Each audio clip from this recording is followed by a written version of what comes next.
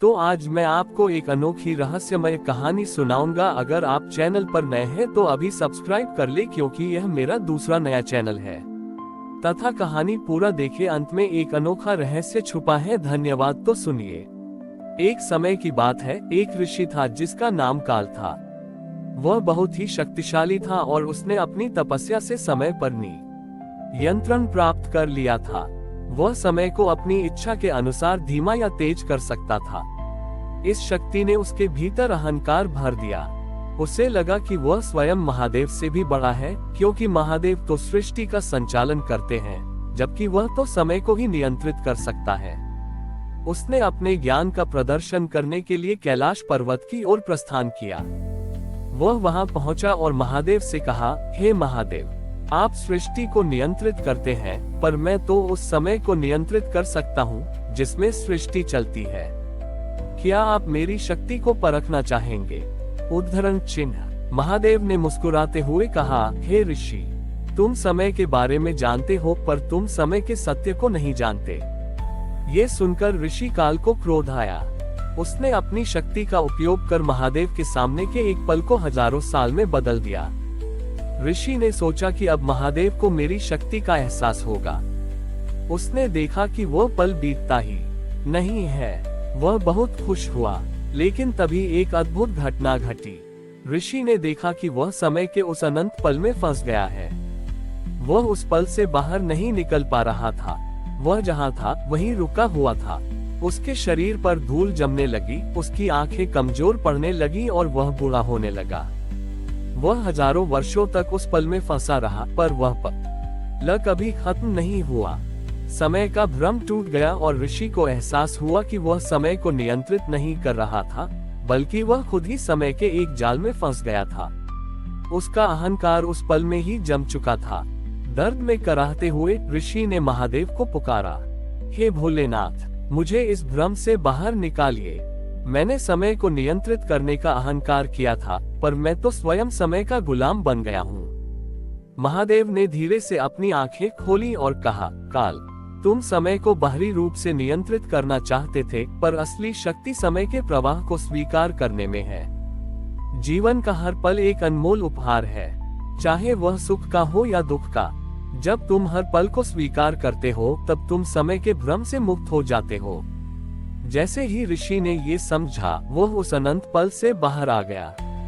उसने देखा कि कैलाश पर वह उसी क्षण में वापस आ गया है, जिस क्षण में उसने महादेव को चुनौती दी थी। वह बूढ़ा नहीं हुआ था और उसके शरीर पर धूल नहीं थी। ये सब सिर्फ एक क्षण का भ्रम था, जो महादेव ने उसे सत्य का दर्शन कराने के लिए दिखाया था। ऋषि काल ने अपना अहंकार त्याग दिया और महादेव के चरणों में झुककर क्षमा मांगी।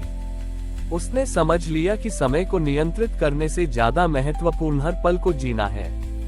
रुद्र गांव वापस लौटा, पर वह अब पहले वाला अहंकारी रुद्र नहीं था। उसने अपनी शक्ति का प्रदर्शन करना पूरी तरह से छोड़ दिया था। अब वह गांव के सबसे कमजोर और जरूरतमंद लोगों की मदद करने लगा। जो कभी अपनी ताकत का घमंड करता था, वही अब दूसरों की सेवा में लगा रहता था। गांव में एक बूढ़ी महिला रहती थी, जो बहुत बीमार थी। उसके पास न तो खाने के लिए कुछ था और न ही कोई उसकी देखभाल करने वाला। रुद्र को जब ये बात पता चली, तो वह बिना किसी को बताए उसके घर गया। उसने महिला के लिए खाना बनाया, उसकी दवाइयों का इंतजाम किया और उसकी देखभाल करने लगा। महिला को ये देखकर आश्चर्य हुआ कि जो रुद्र कभी किसी से बात तक नहीं करता था, वह इतनी निस्वार्थ भाव से उसकी सेवा कर रहा था। जब गांव के लोगों को ये बात पता चली, तो वे हैरान रह गए। उनकी आंखों में रुद्र के लिए सम्मान था।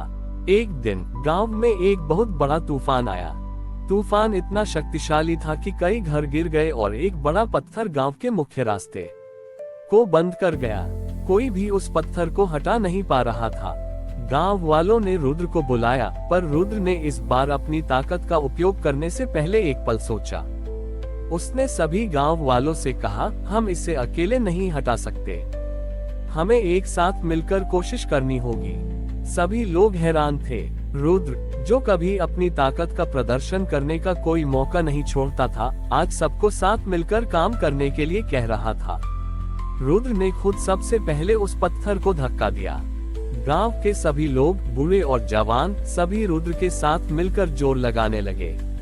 उनकी एकजुटता और रुद्र की विनम्रता ने मिलकर उस विशाल पत्थर को हटा दिया। उस दिन गांव वालों को समझ आया कि सच्ची ताकत अकेले होने में नहीं, बल्कि सबके साथ होने में है। रुद्र की विनम्रता ने उन्हें एक साथ जोड़ दिया था। ये कथा समाप्त करते हुए महादेव ने कहा, पार्वती, ये कहानी हमें सिखाती है कि अहंकार का त्याग करने के बाद ही मनुष्य सच्चा जीवन जी पाता है। जब रुद्र ने अपनी शक्ति का उपयोग दूसरों पर शासन करने के बजाय उनकी सेवा के लिए किया, तब उसे वह सम्मान और शांति मिली जो उसे कभी अहंकार से नहीं मिल सकती थी।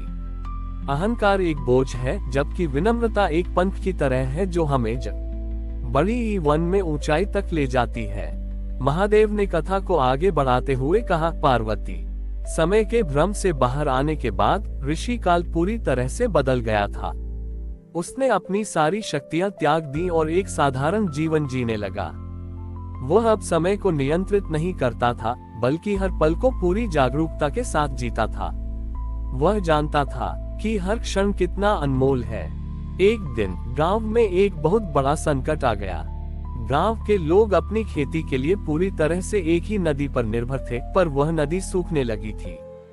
लोग परेशान होकर ऋषि के पास गए और उनसे मदद मांगी। गांव वालों ने कहा, हे ऋषि, क्या आप अपनी शक्तियों का उपयोग करके समय को पीछे कर सकते हैं ताकि हम फिर से बारिश का मौसम ला सकें?